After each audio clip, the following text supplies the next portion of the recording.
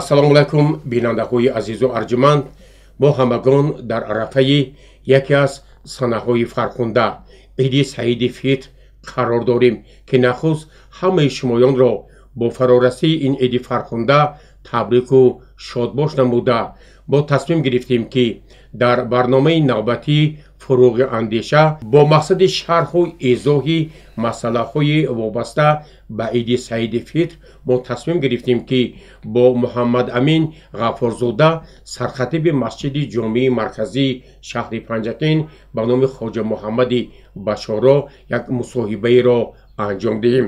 муҳтарам қорибова, аз шумо хоҳиш мекардам ки дар бораи баргузории рӯз ва соатҳои намози иди саиди фитр каме барои бинандаҳо маълумот медодед. Ташаккур. Аввало ассалому алайкум. Ман аз фурсат истифода бурда тамоми мардуми диёрамонро бо ҳулул ва фарорасии иди фитр табрикот мегӯям ва хостори онам ки аллоҳ аз файзу баракоти моҳи шарифи рамазон ва аз файзу баракоти ид ҳамаи моро баҳраманд кунад, чун ин идро тамоми мусулмонҳои ин курраи хокӣ ҷашн мегиранд ва инчунин дар ҷумҳурии мо ду иди мусулмонӣ озодона ҷашн гирифта мешавад ки имрӯз мо фарорасии иди фитр қарор дорем. албатта ин иди фитр ба хотири он ҷашн гирифта мешавад ки тамоми мусулмонҳо рӯзаи моҳи шарифи рамазон медоранд ки аз се даҳа иборат аст: даҳаи раҳмат, даҳаи мағфират ва даҳаи халосӣ аз оташи дӯзах аст.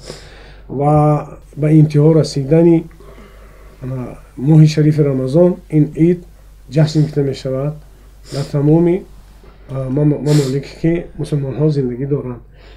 албатта дар ин рӯзи ид мо бояд ки рӯзи ид хурсандӣ аст, рӯзи фараҳ аст, рӯзи баракот аст, рӯзи дуо аст ва рӯзи хайру эҳсону садақа аст. чуноне ки шумо имрӯз доштед ки рӯзи намози иди фитр аз тарафи маркази исломии ҷумҳурии тоҷикистон чунин муқаррар шудааст ки рӯзи якшанбе таърихи 3 март соати 6:45 намози ид хонда мешавад. албатта барои ҳар яки мо шумо намози ид хондан дар мазҳаби ҳанафӣ воҷиб аст ва пайғамбари мо саллаллоҳу алайҳи васаллам вақт аз оне ки ба сӯи идгоҳ мерафтанд барои адои намози ид бо як роҳе мерафтанд ва бо роҳи дигар бармегаштанд. ин ба хотири он буд ки ҳарчи бештар хайр ва эҳсон ва садақа намояд. дар бораи рӯзи иди саиди фитр имсол рамазон 29 рӯз шуд. дар ин бора баъзе суханҳои ихтилофҳо ҳаст. ҳай масъаларо ками шарҳ медодед. акнун ин рамазон тибқи солшумории қамарӣ моҳтобӣ тибқи руъят қарор мегирад. моҳа мебинанду рӯза медоранд ва моҳа мебинанду рӯза мехӯранд. дар даври пайғамбари мо ҳам саллаллоҳу алайҳи васаллам пайғамбари мо 9 сол гӯем агар рӯза доштагианд, аз ҳамин агар хато накунам 5 маротиба 29 рӯзӣ аст ки рӯза доштагианд.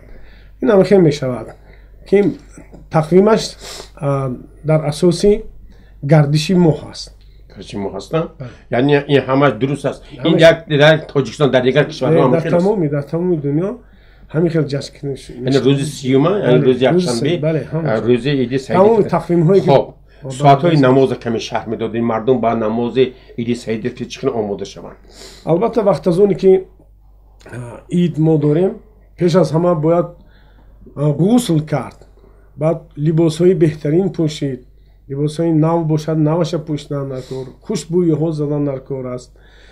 бо як оростагию зебандагӣ сӯи намозгоҳ меоянд.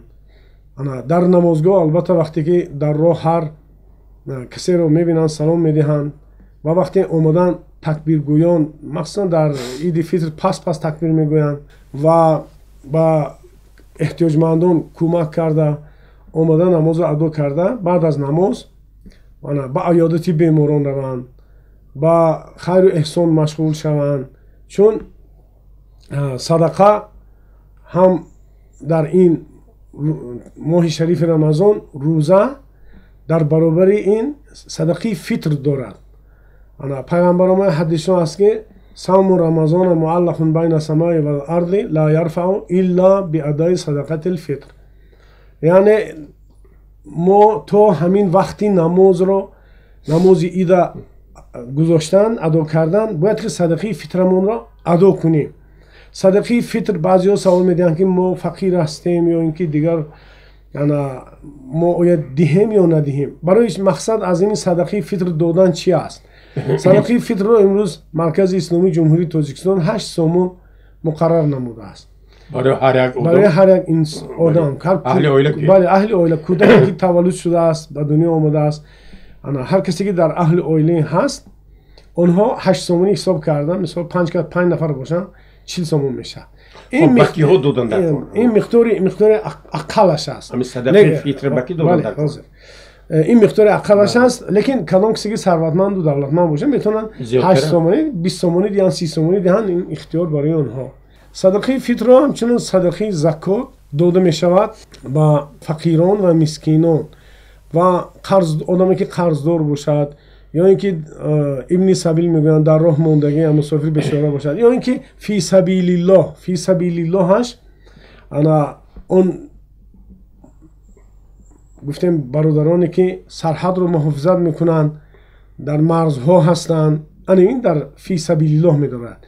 خب این خیلی گفته می شود که فقیر شخصی است که او فرزند بسیاری دارد و احتیاج به کمک دارد.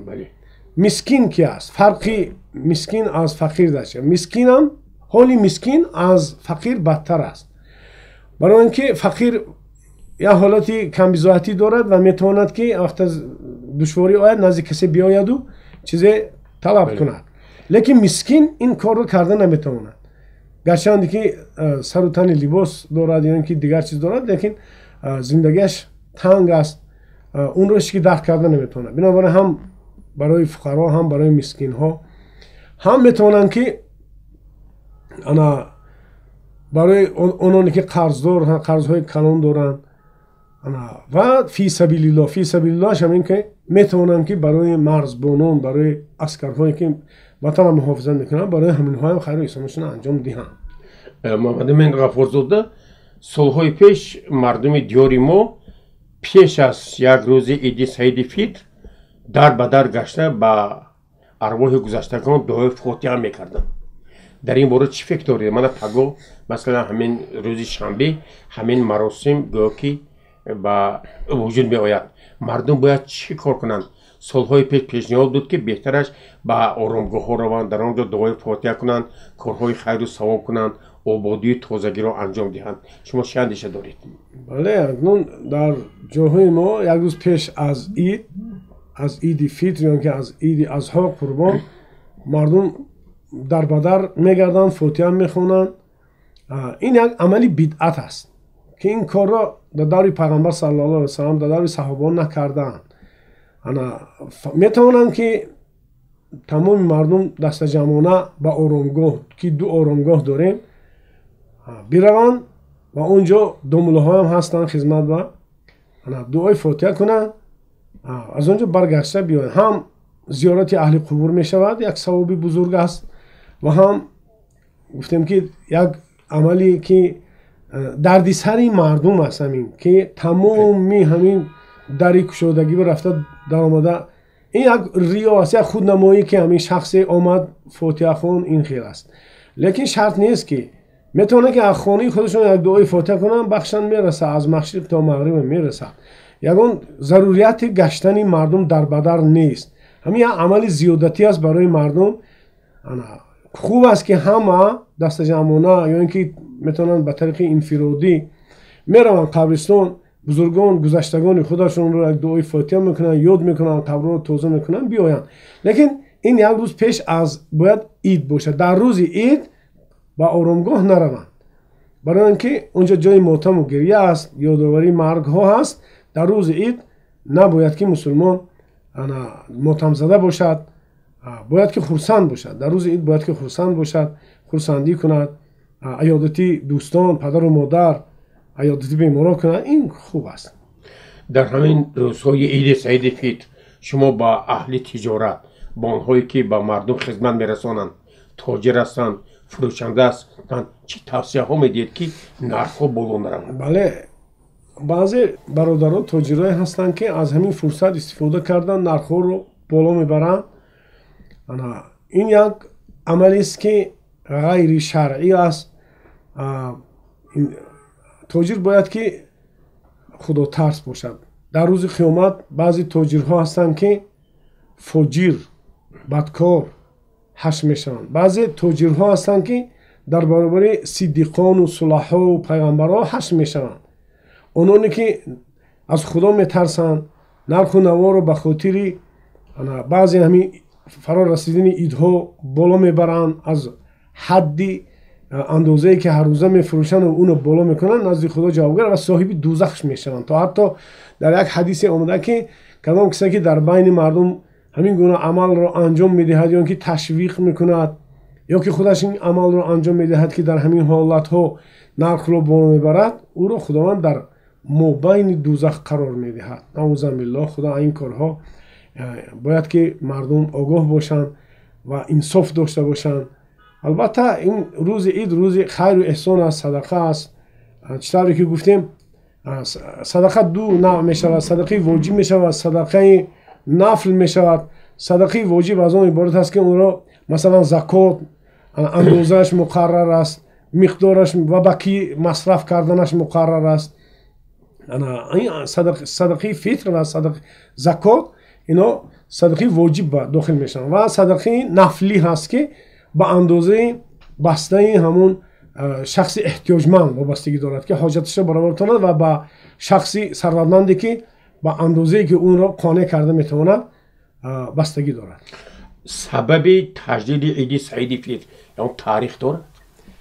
البته این تاریخش از دور پیغمبرمون صلی الله علیه و سلم وقتی زمانی که روزه داشتن، بعد از روزه که به اتمام رسید، انسان وقت زمانی که روزه می‌دارد از گناه ها پاک می شود.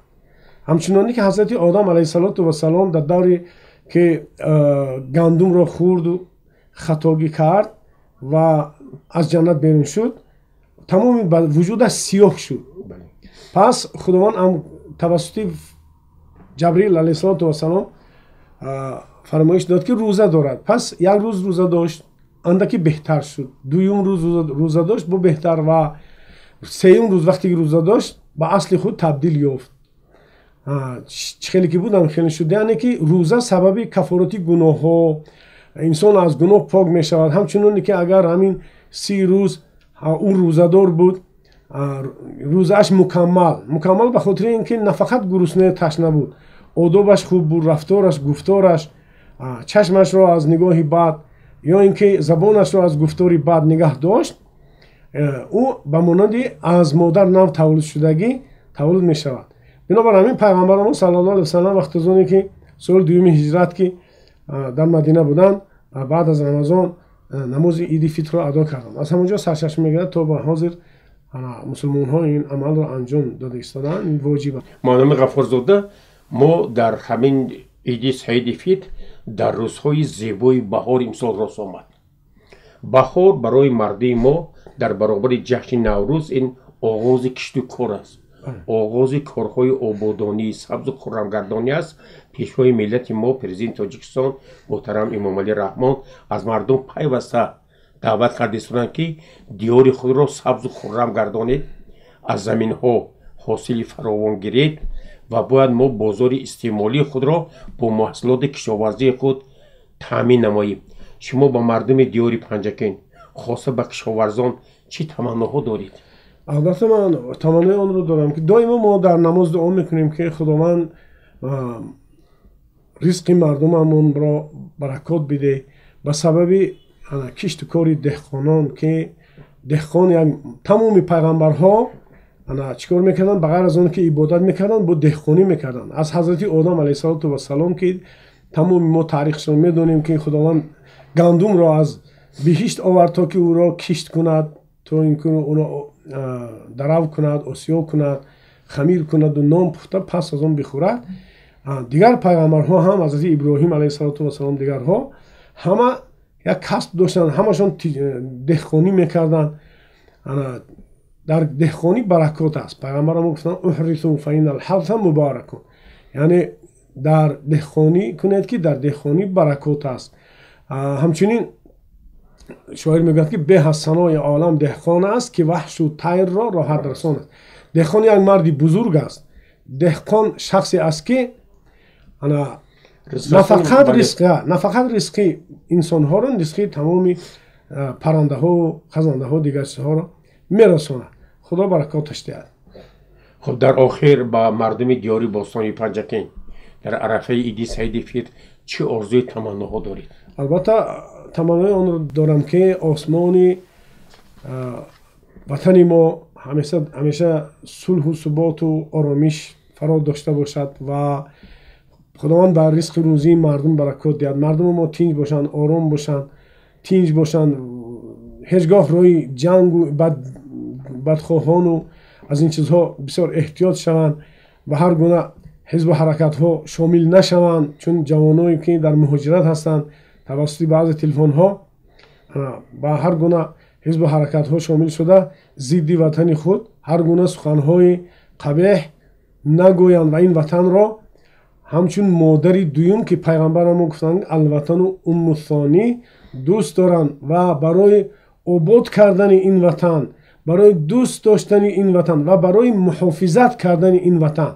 ما در نزد وطن سه قرض داریم. یکی دوست داشتنش حتمی است، آباد کردنش حتمی است و محافظت کردنش که امروز جوانان باید خودشان با خواهش خود رفته و گفتیم از کمیسی طبی گذشته با خدمت وطن جلب شوند، این وطن را محافظت کنند تا اینکه در این وطن پدر، مادر و عروس نازنین و خواهر و عفت زنهای خود را محافظت کنند. بیننده های عزیز و ارجمند، در خاتمه برنامه نوبتی فروغ اندیشه من از نام شما و از نام همه آنهایی که این برنامه را تماشا کردند با محمد امین غفارزاده سرخطیب مسجد جامع مرکزی شهر پنجکین عرض سپاس میکنم و فرارسی عید سعید فطر را به همه شما تبریک و مبارکباد مینماییم. محترم داماد تشکر از شما. سلامت و خانه آباد باشید.